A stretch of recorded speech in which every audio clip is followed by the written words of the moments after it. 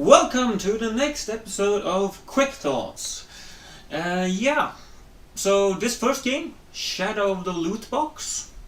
Have you ever wished to shoot loot boxes instead of buying loot boxes?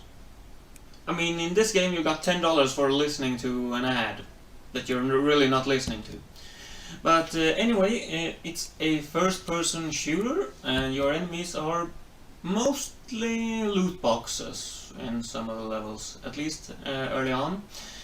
And it's a nice first-person shooter. I do wish the controls would be a bit better. They feel a bit, what's the word? Snappy. I mean, you feel like you're snapping, not really moving the crosshair when you aim. More like it's like you're moving on a grid with it. But it works. It's nice. The graphics are, as you can see, not high quality. The goal is to gather gems and get to the key and unlock the next door to the next level. And there are some boss fighters like this one, which is, as you can see, it's not very easy to even hit those triangles because of the stupid aiming. God. It's a cheap game though, so I do recommend it.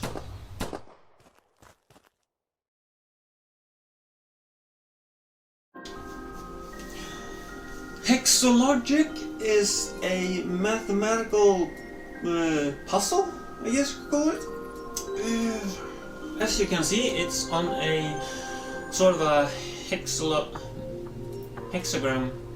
I guess it's called, grid, and the goal is to, well, complete all the puzzle. As you can see, you need to complete the numbers like 7 there, 2 there, and I need an 8 there, and I need to place 1, 2, or 3 in the correct hexagram. And it's quite challenging. It starts off very easy, of course, but then it quickly becomes more difficult. It's a good brain game, I think, for like a summer or something like that. Problem is that it probably won't keep you up a whole summer. The game is good. It's worth the money if it's planned cheap, because it's not very. It's not very long. I can't remember exactly how long it takes to complete it, but I would say at most a few days, a weekend maybe, depending on how you play it. But I still think it's fun and it's challenging, and I don't know what more to say. I do recommend it. It's a good brain teaser for you, especially in these times.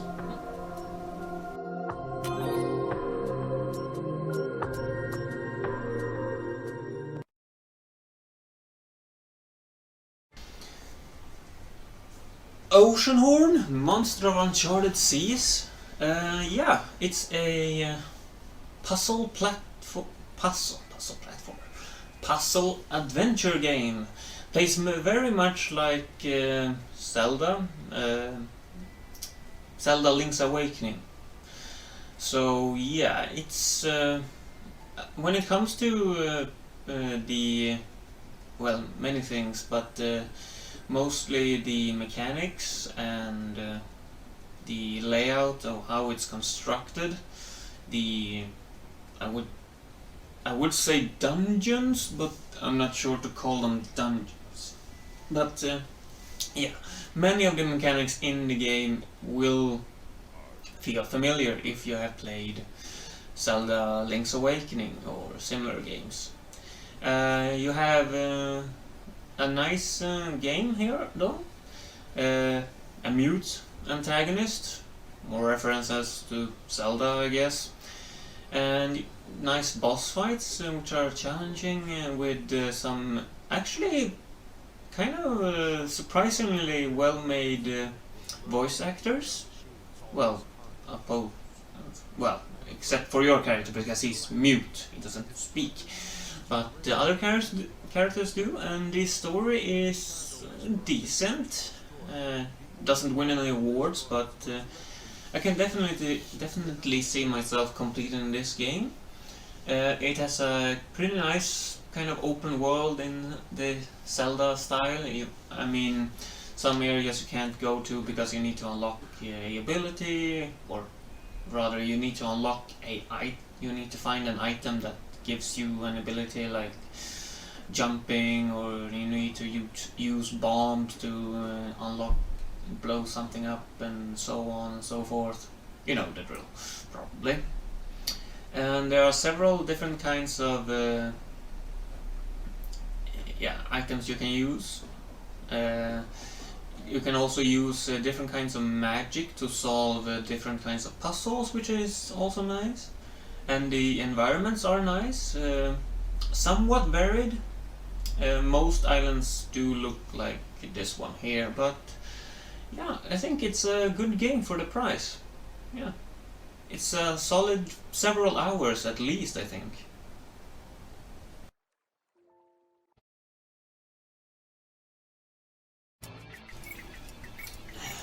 Here comes a game that I can't really recommend, actually, because, I mean, it's called Ski Sniper, as you probably saw, and it's, you're not the skier, you shoot at the skiers, and, I mean, the concept is great. I mean, shooting at people are flying, yeah, why not? I mean, that could be fun. Or going downhill very fast. Problem is the sniping, the weapon, even using a controller with sticks, and it feels like I'm on a grid when aiming sometimes, and it's really difficult to hit someone, or hit the skiers, I mean. I like the concept behind it. I mean, shooting them is fun, get points. And you have the slow motion camera from that's from the, I'm guessing, Sniper Elite series. I'm guessing it's from there originally. And that I do like. You get money for each hit or kill.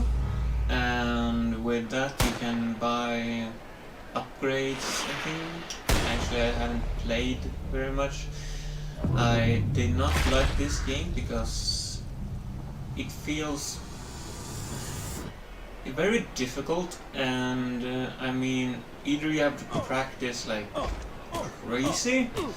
The only time I was able to hit was when I was standing right in front of them, like you can see here. You also get some kind of double and triple runs where there are several skiers coming down the hill. So here's a triple run, and you don't get the slow motion camera this time. If you hit someone, you hit them, and that's it. They go crashing down, and I love how the other skiers are like ignoring that body when they land. Oh well.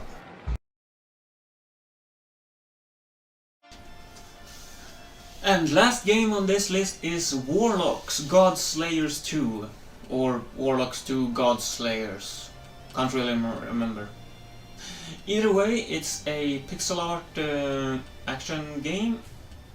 I guess it's an adventure game as well. Well, it's kind of a nice game. You have achievements if that's a selling point for anyone. It has some kind of a story. I haven't really followed that one because, well, it's decent, I guess, maybe. I'm not sure what you're doing. You're hunting for something for someone, as I understand it. And you can choose between 3 classes, I believe. Can't remember which one I chose, actually. Either way, you get to choose, and then you have your character, and you have a skill tree and equipment and all that to change. And so I guess it's an RPG. Yeah, it's an RPG as well. Well, either way, you have your quests, and you go to a location where you should teleport to, and at any time you can teleport back to that. I guess it's a bar where you have your like base or whatever. It's a pixel art, and it's really nice. The controls are solid. It takes some getting used to, because it's a bit difficult to go around the map at points, but you do get quests and side missions in these locations, and you go do them. You get some money for that, and with the money you can buy weapons or health packs and other things. And there are lots of enemies to kill, and these enemies they can drop items for you to use, or they can drop food, and you can destroy things, get money from that. So yeah, I think it's a great game. It's on the a little bit difficult side, but it's still good. I'm not sure how difficult it is really, because I'm not that into difficult games, so some people would probably find this game very easy. Either way, the biggest complaint I have about this game is the aiming mechanic. As you can see here, you have a red, I guess you could call it a crosshair to the right of my character there, and that's controlled by the right stick, and you aim with that towards the enemies you want to attack. So kind of reminds me of what is it, Hotline Miami, but I suck at that game as well, so yeah, I'm not too fond of that kind of aiming mechanic. I would have liked the character to aim at where she's standing and have like an auto aiming towards the closest enemy or something. But I can see why they have it, because you can aim up and down and all that, and sometimes you even need to change it because of the urns, because they're too small to hit. And yeah, the enemy variety is also very good for such a small game. I recommend it. Great boss fights. Thank you for watching.